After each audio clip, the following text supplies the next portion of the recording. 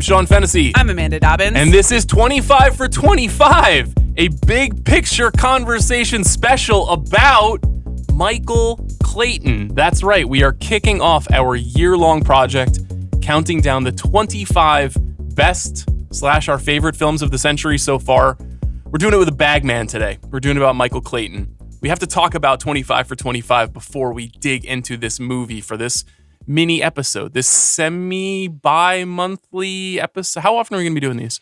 Well, you're the one who made the spreadsheet, okay. But it seems like every other week. More or less. Yeah. More or less. Maybe twice a month, sometimes 3 times a month. Yeah, sometimes we'll cluster because, there are movie events, personal events. But yeah, we'll be throughout the year because we have 25 films, plus a couple bonus episodes. One of which might be in the can already. Yes, a selection committee. Yeah. Sort of the Selection Sunday style. It's March Madness. You know, it's just starting now. We had our own version of it last week. And they will be rolling out until December. So 25 for 25, what is it? I've already sort of explained what it is, right? It's a collaboration. You and I came together, meeting of the minds. What are the best movies that we can agree on that represent our taste, what the century in cinema is so far, where things are going, where they were? What else? What does this constitute? It is the big pictures 25 most important movies of the century so far. And so if you've been following along with the show, you understand some of the implications, the preferences that are implied in that. But we probably should lay them out a little bit so people don't yell at us deeply. We have some rules. We do. The first rule is that there's one film per director. Correct. So, we don't have 5 Tarantinos. We don't have 5 Finchers. You and I could have done that, but that is a very boring list. So one film per director. Your blood pressure is already rising. Well, that was a very hard thing to accomplish. And we've still said that there's an outside chance that we could make some changes, even though in theory our list is locked right now. Yes, we're not going to change that rule. No. But we can make substitutions. We cannot undo the ranking after it's been announced. Correct. So once an episode's out, the list is locked to that point. But with the things that are not announced, we can still be editing. How much last minute swapping do you think will happen in the top 10? 0? I think 0, but those 10 have to be in the top 10. It's we can't cut one of those. Well, so then I don't know. What if we do? I think I'm already really angry. We can't. Yeah, I don't know. 10 through 20 is probably where things are going to get a little crazy. We shall see. I don't know. I know you really fought for King Richard. You felt like Will Smith's performance in that film is really important. You had it at number 9 right now, so we might have to make a change there. There's not a ton of other rules. The films need to be released starting January 1st, 2000 domestically in the United States, all the way up until ongoing. This is a current project. Right. So if a film hits when a Minecraft movie comes out in 2 weeks and we witness greatness, we may decide, sorry, film like Michael Clayton, but not Michael Clayton because it's already locked in. Yeah. You have to go sit down for Jared Hess's A Minecraft movie. Right? I think that is definitely likely. Is there anything you've got your sights on that's coming out later this year that you think could supplant something we've already selected? You don't have to say what it would supplant. Not yet, which is kind of depressing. But tough sledding so far in 2025. Yeah, but it's early. We tend to be surprised at this point by things that come out of especially Cannes, even though we're not going for some reason. And so, there are a few directors who have films this year that still deserve a slot on our list. So I wonder whether the reevaluation means that we can shuffle things around. You're referring, of course, to Barry Levinson, whose Alto Nights is coming shortly. Sure. I think that's more or less it, right? I mean, why are we doing this? Because 25 is a nice round number. It's fun to do a project. But also, we've been doing the show for 8 years. It's been a long time. That's true. I think it's important to highlight that this is from us, from you and me, and from the show. and to honor kind of the show and what we've been doing the last 8 years. So it's very Hollywood focused. Yes. I would like people are gonna Not strictly. It's not strictly, but we are two children of the 90s who have always been obsessed with Hollywood and grew up reading Entertainment Weekly, unlike movie stars. And, we do see things more widely, you especially, but like, are there going to be as many? Is this representative of the entirety of like world cinema in all its many languages and also genres? No, it is not. Like it's just not. It is personal to us, and we are not trying to be definitive. We are not trying to be representative. We understand that there are both blind spots and just things we love, and we really did lean into things that we love. So that's how you make a list. But I need people to repeat that to themselves over and over again. To themselves. Don't share it with me. I think there's no making anyone happy when embarking on a project like this, except for ourselves. And we're happy with where we landed, sort of. I'm still kind of angst-ridden. Well, there's time. There's a whole year. There is. I have no complaints whatsoever about number 25. Well, except for, is it going to offend people that it's number 25? Well, it might even offend me, having just revisited the film. You and I, we saw each other this weekend, and the last week in movie going there have been some bright spots, but it's mostly been a slog. Little tough. And we were kind of, stomping through the not fun stuff. And we shared that we were both saving Michael Clayton as a treat to watch on Sunday night as like the reward for all of this stuff. And so I did also then go home watching, and I was like, 25, really? Like, only? Are we sure? I found myself being like getting emotional about how good this film is and how much I love it. I agree with you. It just goes down like a cold glass of lemonade. It is a very manageable, tight, beautifully executed thing. Let me give some details. I'll try to give as much detail at the top before we begin a conversation. Okay. This will be a kind of a brief conversation for every movie that we do. We're not attempting to do a rewatchables episode here. Right. It is more sort of an acknowledgement of why this movie works for us and why it belongs on this list relative to what movies have been for the past 25 or so years. So Michael Clayton comes out October 5th, 2007, in a fall in which many other great films come out, including No Country for Old Men, There Will Be Blood, handful of others that are beloved, Zodiac. Written and directed by Tony Gilroy, who to this point has been a widely acclaimed screenwriter and also script fixer, a ghostwriter, somebody who comes in and helps people solve problems in their screenplays, has gone on to obviously incredible success, directed a couple more movies, is now probably best known as the creator of Andor, the Star Wars series, which is like the only good Star Wars thing that has come out since The Last Jedi, probably. Stars George Clooney, Tom Wilkinson, Tilda Swinton, an Academy Award-winning performance, Sidney Pollack as well, a number of other great character actors strewn throughout the cast. Shot by the great Robert Elswit, shot a lot of PTA movies, one of the most gifted cinematographers of his time. Music by James Newton Howard. This movie made $93 million at the worldwide box office. Pretty good. Mm-hmm. And it got 7 Academy Award nominations, including Best Picture, Director, Score, and Screenplay, and Best Actor for Clooney, Best Supporting Actor for Wilkinson, and Swinton's win. Why did this movie make the list? It ticks several sweet spots for us, including, and you were setting this up when you were talking about Tony Gilroy, we really like a writer's movie. Mm-hmm. We like people talking in rooms and talking really well. And this is one of the great screenwriters, just absolutely like seeing God. Mm-hmm. It is so perfectly plotted, just the ideas and structured. The dialogue is just like, don't piss off a motivated stripper. Really, really important stuff. Mm-hmm. And it is sort of just a series of people, mostly men, talking in rooms or in alleys. But with such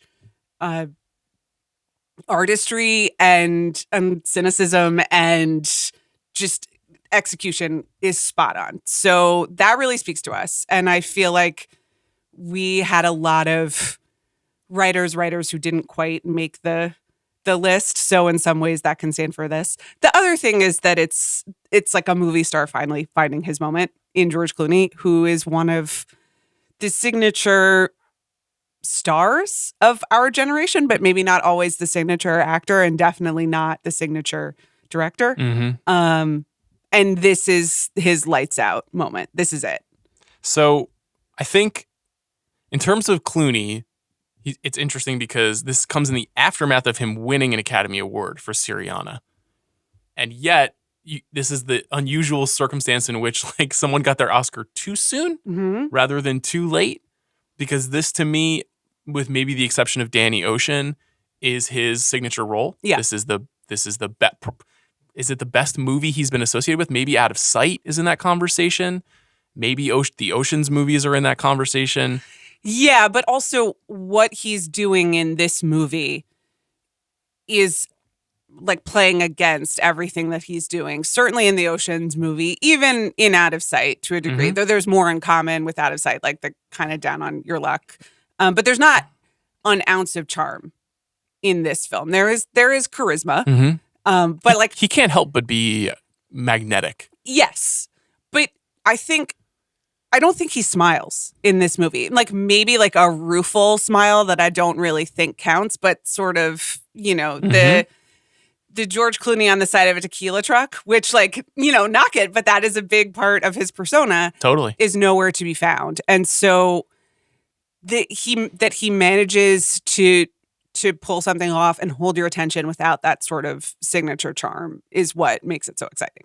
I think this is a very soulful performance from an actor who isn't always soulful, who I think was often accused of a little bit of smarm in the early stages of his stardom, and who had a hard time kind of finding the right parts to break through. Should I be an action star? Should I be a genre guy? How do I get over the Doug Ross ER anxiety? I think the thing that is cool about this part for him in particular is Clooney usually plays guys who have great luck, like good fortune. That's something that he kind of finds himself in, which is somehow antithetical to great acting in a lot of ways. Yeah. Like the fortunate soul is not somebody that it's harder to root for that person. Obviously, he's a very handsome guy. He's got this incredible charm. In this movie, he kind of does have everything else. He's incredibly intelligent. He's accomplished in his career. He has a family. He doesn't have exactly what he wants, but he has on paper the things that you would think you would want. But in the way that he has all of them, they're all without luck. His marriage is broken. His brother is an addict and has helped ruin his business. He's never really been able to transcend this skill that he has, this undeniable skill, the bagman skill, the fixer skill, which his superiors identify as making him a one of one. Yeah. But he knows kind of dooms him to a sort of grungy irrelevance in the wider world of lawyers. And so it is sort of against type for Clooney. Yeah. It's not really where he usually lives, and yet there are a few moments in the movie where, for example, he plays in a underground poker game. Sure. Which we see twice in the film. The film starts with a sort of flash forward and right. then cuts backward. Which famously you don't really like, except for this, which is perfect. This movie didn't invent it, but it did it in the way that is appropriate to me, which is that it shows you an event early in the movie, which is the explosion of his car, and gets you really thinking about what could happen and where we are in the story. Right. I don't like it when it shows you something that doesn't really matter that much to the story. Anyhow, the poker game, for example, is like a place where if you saw a guy like George Clooney in a poker game like that, you'd be like, what the fuck is going on here? Like, why is there a guy this handsome, this clean cut, this suited? But we buy it in part because of the atmosphere that Gilroy creates. Characterization, plotting, and dialogue are all superlative in the movie. Yeah. And so the vibe of the movie is sort of unmatched, I think, for your post-Sidney Lumet-esque character study about a guy in New York trying to solve problems. So, easy movie to love. Yeah. In addition to that, I think one other reason why it's here is that it has become a meme movie in a lot of ways. Yeah. I've got my Michael Clayton hat here. Signs that go outside of people's homes. Yeah. It's like a grown-up cult classic. And yes, well put. And that sounds silly because, as you enumerated at the beginning of the podcast, it was nominated for 7 Academy Awards. It was not underappreciated in its time, but also it came out the same year as There Will Be Blood and No Country for Old Men. And, two other movies about American men operating in a capital in a society. We live in a society. But operating in the rot of America. Mm-hmm. And so it has always, even though it's in no way an underdog movie, like it has always felt a little underappreciated, or like you're like in on something if you like it. Hence the yard signs, in this house we believe that Michael Clayton is an underappreciated. Like, is it underappreciated? I don't know. But it is sort of, it's kind of like a code word or something. Like, if you, just say to people like, I am Shiva, the god of death, like you either know that and you know what the person is referencing or you don't.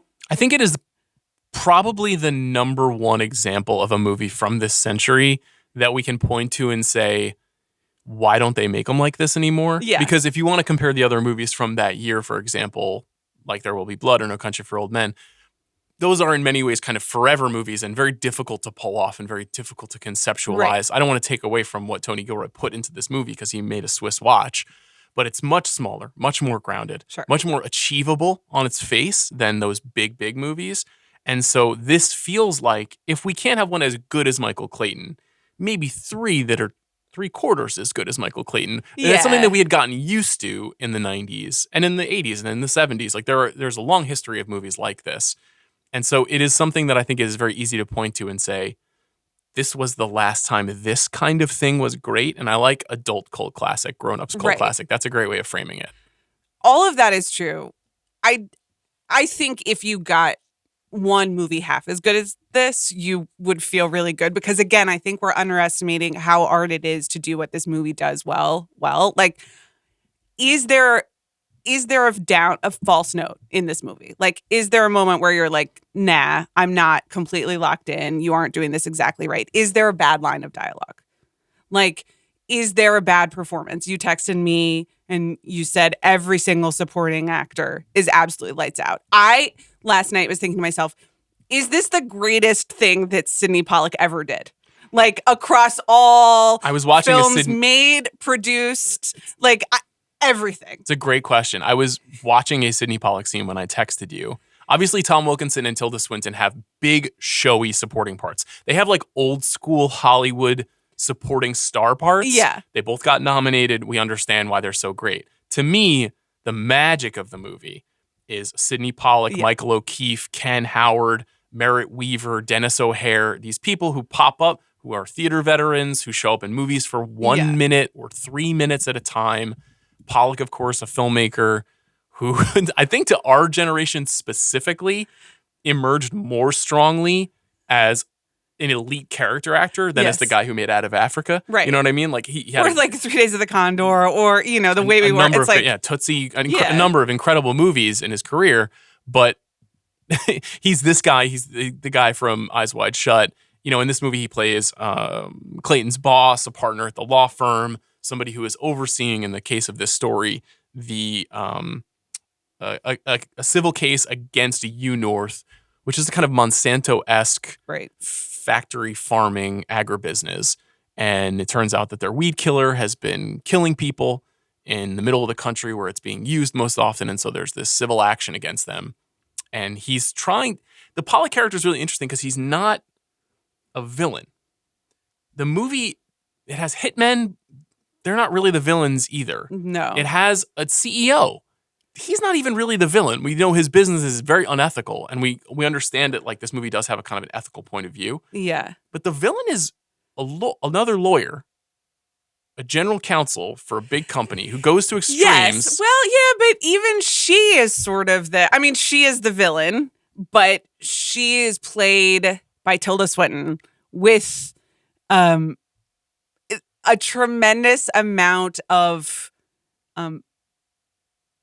sadness and weakness. Mm-hmm. Weakness is really, and she's just like a pathetic person, like laying out her pantyhose, Yes. like literally. Very physical performance from her in many ways. And again, another really, really playing against type. Tilda Swinton manages to look ordinary in this movie, which she's gained weight. Yeah, she's very sweaty. Yeah, I couldn't actually tell whether she gained weight or was wearing padding, but they do, make a point of shooting her in unflattering corporate clothing, and much of her characterization is the character preparing both physically and performatively for whatever speech she is going to put out into the world, which is says a lot with a little. But yes, so she is the villain, but Swinton plays it. And I would even say the character is written like there's not, what are you going to do? Like it's sort of, she's inherited these problems. Someone else has made the decisions for her. She's not doing anything with conviction. That last line, there's a great confrontation, and the way she screams, "You want the money?" It's just like someone so out of their depth the whole time. So she is the villain, but like the system, the larger world is really the villain, and everybody, including Michael Clayton, is playing their part and like has some guilt in them, and is and who within the film feels guilt about that, and how much is sort of the closest that you get to heroes and villains. It is very gray. I wrote down it's a noir with no sex or crime, an imperfect hero who lives in the shadows. It's also a melodrama without any love. Michael Clayton does not have a love interest. Yeah. He's divorced. They don't introduce anyone in a kind of baggy side story to say, oh, well, he's living for something. He does have a son, but even the way that Clooney interacts with the young actor who plays his son, there is a kind of like harshness, a flatness. He has one moment where he really, kind of semi-inspires him by telling him what he is not. But they don't try to force you to love this character in any way, which I think is very admirable. And the sort of thing that in most movies kind of gets noted to death. Like we need to have a moment where we're really rooting for him. Right. And even in the moment that they give us to root for him, where we have this triumphant, like, yes, he won. Yeah. At the very end of the movie, the camera just trails him all the way to his cab, and him kind of considering, reflecting, thinking about what he's lost, who he is in this world, how he spent his life, how he's gotten himself entangled in all of these gross problems of the world. It's really impressive. It's also kind of a samurai movie. Yeah, this was a good observation. A man alone, he's got his own code. He lives within a system that he has to abide by, but until he decides to break their rules to abide by his own rules. You can really see Gilroy using that framework, or like a Knight's Tale kind of framework here too.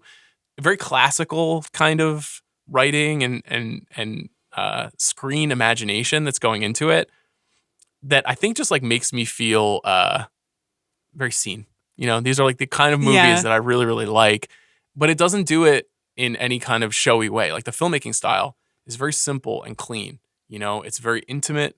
We're really on top of the characters a lot of time. Like you said, it's mostly shot in rooms, a lot of singles going to guys' faces. There's that moment when Sidney Pollack's character and Michael O'Keefe's character and Michael Clayton are talking about his new contract and the $80,000 bonus. It's like very tense, very funny. He's an asshole. Yeah, it's so good. I love that scene. But it's like there's nothing. Yeah. You don't have to see that on the big screen to get it, which is maybe a little different from a lot of the movies that we'll pick here today, where a lot of them will be grand cinematic achievements. Yeah. This would have been jammed into a TV show now, and it would have fucking sucked. True, for a number of reasons, including it wouldn't have, it wouldn't be like built within an inch of its life. And I mean that in a perfect way, like not a wasted moment. Everyone says the exact right thing in like, not a bad line delivery, not perfect. But if you turned this into some like grand, camera like exercise, it would take away from what it actually is, which is people saying truths and not quite truths to each other in like exciting but depressing ways. There is like there is a grittiness and a actual literal grayness in palette to the film that is intentional, and I think communicates kind of the darkness and there's one great what I call the working girl shot of Clooney alone in one tiny box in an office building where you can see all the other office buildings. So there is visual consideration. Yeah. It's just not getting in the way. No, you're totally right, though. The way that a lot of the film takes place at night, when it isn't at night, there are no sunny days here. No. It's all overcast. It's a certain time of the year that's all intentional. He's always in a black suit, never really in anything else. I think the film's legacy, in addition to the meme stuff, is fascinating because Tom Wilkinson's performance is a big part of the legacy, because the other significant meme is the baguettes. Bread. Yeah. And I think this is an interesting, complicated portrayal of mental health at a time when maybe we didn't talk about it in the same way that we do now, where, Michael characterizes him as a manic depressive, the Arthur character, who is this wizardly lawyer who's been a trial lawyer for many years at this very Tony firm and is hugely relied upon to power through these big cases for the firm, but is also not well and medicated, and has a kind of spiritual breaking point with this case. Falls in love with a participant in the case, a young woman who's testifying, portrayed by Merritt Weaver. We see on video him having a kind of breakdown where he strips his clothes off, professes his love to her. Right. We later see him at other times giving these kind of whirling dervish speeches. He's got this incredibly active mind. The movie opens with just voiceover of one of his, great monologues that is also clearly an episode of sorts. And just set to really beautifully shot, chilling portraits of corporate conference rooms. So, and people walking down halls. Yeah. Does it remind you of anything? No, not at all. And the baguette moment, the meeting. Yeah.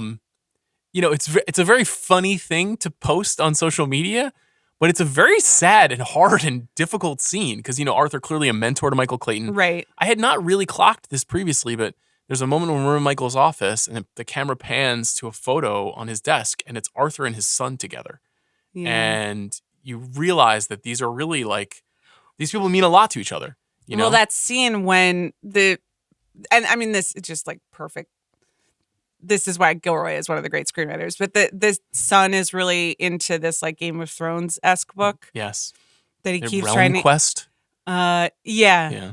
That he keeps trying to get his dad to read, but instead Arthur and the son end up on the phone, and the son is explaining this idea, the ideas of this fantasy world to this person who is clearly going through a real mental episode, but also the themes are speaking to him, and it's but they also have some sort of emotional connection. It's pretty devastating. Yeah, and Wilkinson is amazing in this movie.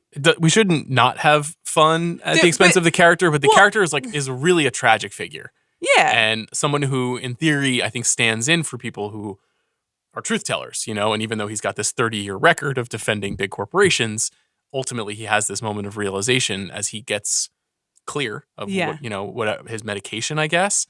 And I was trying to locate what the movie is really trying to say about that. Is it trying to say that if you are in this line of work, you need to delude yourself to kind of continue on and doing that kind of work? Is it actually his break is problematic and, dangerous, and so he is just this sort of Shakespearean fall from grace type? The movie is a little ambiguous about that. Yeah, intentionally. I don't think it's trying to give you an answer one way or the other of this is how you should feel about. I think now bipolar is the term for, but again, it was 2007, so I'm not up on my psych book. Anyway, it is about. I think the tragedy is the point, and I think that it's a series of characters who are all confronted both with limitations or setbacks, and also this, like, the opportunity to do something like more right or less right, and how are they each negotiating it in their own way. And his is like a deep tragedy. And even that scene, I mean, like, he's holding the baguettes again. When this movie has visual flourishes, it has visual flourishes like all time. But that scene itself, the two actors just going at each other, as Zach said last night when we were watching, like, top 5 movie scenes of that it is heartbreaking. It is incisive. It is, I'm not the enemy. Well, then who are you? You know? And it turns even for that character in a way that is a little scary and definitely sad. So I don't know. I think the ambiguity is the point. The other thing that I wanted to note about the movie is, like a lot of Gilroy's work, it's very interested in the kind of the intersection of big power and working class people. And Michael Clayton, whenever we get sucked out of the world of the law firm, he basically gets sucked into his family. So he's got this brother who's struggling with addiction, who caused the flame out of his restaurant. He's got a brother-in-law who's a cop. He's got a sister-in-law who's got, I think they're in Jersey, house in Jersey, or maybe is it upstate New York? I can't recall where they are. And he's the son of a cop too. And when he's around his family, everybody calls him Mickey. Yeah. And when he's in the office, everybody calls him Michael. These are very small choices. Is it not Long Island? It's not like Queens toward Long Island? Because I think at some point, because his detective brother ends up helping him out in a couple places, and they say, I knew your brother out in the... I might have just missed it. It might even be Long Island. Let's just say it's very familiar terrain as I watch the movie. These are very familiar kinds of guys. But I like this kind of this world and that world. And, you know, Michael, in theory, being the one who got out and got away from the working class lifestyle, but is in fact more in the shit than anybody, who sees the worst possible things. You know, the famous sequence early in the film when he's summoned to Dennis O'Hare's home where he's just struck a man in the street while driving. This is a great sequence for a variety of reasons. I love it. Julie White nary a line of dialogue, crushing as, you know, his very disturbed ex-wife. What is it she's telling us? Was he out having an affair with someone? Was he drinking and driving? Was he just ignoring her and she had told him not to drive that way for many years? It could be any of those things. Is she just pissed off because she understands what's coming, even as he's sitting there screaming, what are you going to do? Yes. How are you going to fix it? Yes. Gilroy doesn't give the words to that scene. Yeah. But you can draw your own conclusions and it works so well. And Dennis O'Hare also, I think Gilroy writes very good angry dialogue. Yeah. And I don't like where this is going. And he's wonderful. And Clayton, you see that it's a guy who not just is a fixer, but a fixer who's fixed a lot. Yeah. And is sort of exasperated by people like this. Yeah. And sick of his line of work at this point in his life. So, like, all of this great stuff, this is characterization. All this stuff is communicated so cleanly and so quickly at the very beginning of the movie. And culminating in the immortal line, I'm not a miracle worker. I'm a janitor. This movie has one of the great what-ifs in modern movie history. Yeah. In 2012, Denzel Washington told GQ magazine that he was offered the part of Michael Clayton and that he turned it down because he was nervous to work with a first-time filmmaker in Gilroy, even though Gilroy had written, I think, 10 or 12 scripts by this point. What do you think the movie is with Denzel? I mean, it's silly to say that it doesn't work as well because Denzel is one of our great living actors. And you do think of charm and charisma with Denzel times 1,000, like, you know, as you do with Clooney. So you know that Denzel could pare it back. But by 2007 even, he's won 2 Oscars. Like, he is Denzel, you know? So do you have Denzel, like, are you bringing your Denzel associations to the role? And you were sort of to Clooney, but Clooney isn't he's not Denzel in every way. It's funny because the thunderous stuff, you know, he can do really well. Let's just take a look at what Denzel was doing in 2007. Yeah, but like the thunderous stuff, Clooney raises his voice and Clooney is fighting back, but from a place of just again of weakness, you know, like these are people who don't have it all together. And when Denzel like brings the thunder, no one can match him. Right. You need somebody who is a little bit more recessed. In 2007, Denzel Washington made American Gangster, and he also directed and starred in The Great Debaters. So this was a very big year for him. Yeah. But neither of those movies did No. what Michael Clayton did. We won't do a lot of what ifs on this show. That's really more the terrain of the rewatchables, but that one is so famous and so fascinating. Closing thoughts. How are you feeling about this at 25? Not great. Yeah. I hope that... You want to explain to people why it's 25?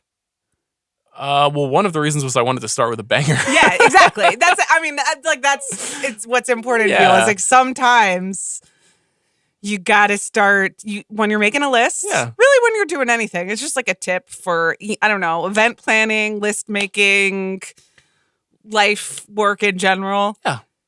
Bring the people in. This is a tasty amuse-bouche for 25 for 25. I think that there is something in the competency porn of the movie that is very satisfying. The movie's runtime is 1 hour and 59 minutes and 55 seconds. It's almost like it is intentionally a shade under 2 hours to show you, look what I can do in this time. A lot of the movies we'll talk about are a lot longer than this movie. And that's okay. I love a long movie. Yeah. But this is representative of a very specific kind of Hollywood stratagem that is no longer really present anywhere, and that I miss dearly. Yeah. I'd always rooted for Clooney. I always liked Clooney. I always felt like he made really weird choices with the one or two exceptions all the way up until this point. This is the time to me, not Syriana, not even Ocean's 11, because he's really... he's got Brad Pitt and Julia Roberts, and he's kind of leaning on a lot of people in those movies, even though he's great. He's working with them. He's working with them. He's a great screen presence. This is a great screen performance. Agree. And I think this is a wonderful movie. Will we regret this place? Do you think you'll regret it? I do think that we will get people interested with this, Okay. and that's the point. Mission accomplished. And and also listen, like. We love this movie and are kind of mad at ourselves, but this is the game.